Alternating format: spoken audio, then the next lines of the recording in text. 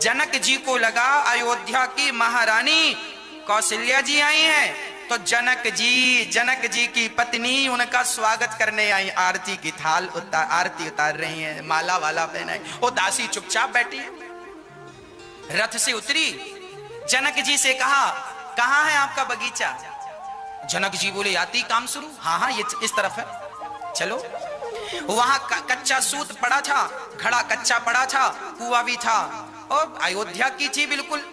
दासी भगवान का परम प्रेम था और बड़ी पतिव्रता थी। और कच्चे सूत को उसने कस करके जो घड़े में बांधा, और लाखों की भीड़ लग गई। लाखों लोग तो इसलिए इकट्ठे हुए कि कब रस्सी टूटे, कब ताली बजा के हम दांत निकालें। हाँ?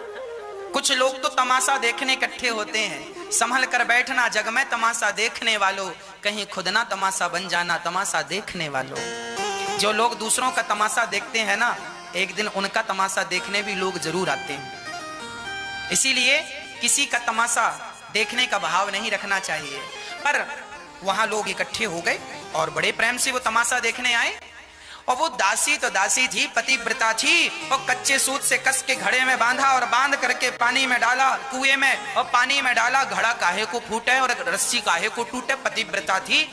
अब वो कहती जाए कि मैं सच्ची पतिव्रता हूं तो सूत टूटना नहीं चाहिए और घड़ा फूटना नहीं चाहिए, मैं सच्ची पतिव्रता हूं और अयोध्या की हूं, और मैं सच्ची पतिव्रता हूं तो सूत टूटे ना और घड़ा फूटे ना, कहती जाए और निकालती जाए। सचमुच घड़ा ऊपर आ गया, घड़ा फूटा नहीं। और पानी लेके और दाहिने हाथ से सारे नगर में अर्थात सारे बगीचे में सिंचन किया। जहां जहां पानी डालती जाए वो पेड़ सूखे थे, हरे भरे होते जाए। ज्यों का त्यों बाग बगीचा ज्यों का त्यों हो गया।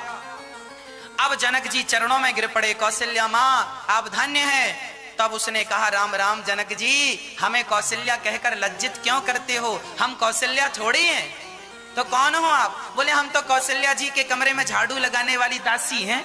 अब जनक जी बोले हे भगवान, इनकी दासियां ऐसी हैं तो इनकी महारानियां कैसी होंगी? तो जनक जी ने जब सीता जी का स्वयंवर किया तो डर के मारे जनक जी ने अयोध्या वालों को नहीं बुलाया। बोले तब बुलाए थे महारानी को, दासी आ गई।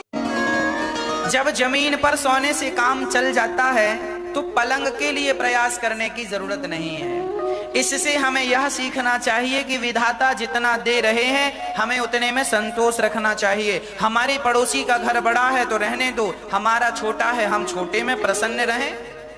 आपका भी बड़ा घर हो जाए और आप प्रसन्न ही ना हो तो बड़े घर में भी रहने से क्या फायदा, प्रसन्न तो आप हैं नहीं।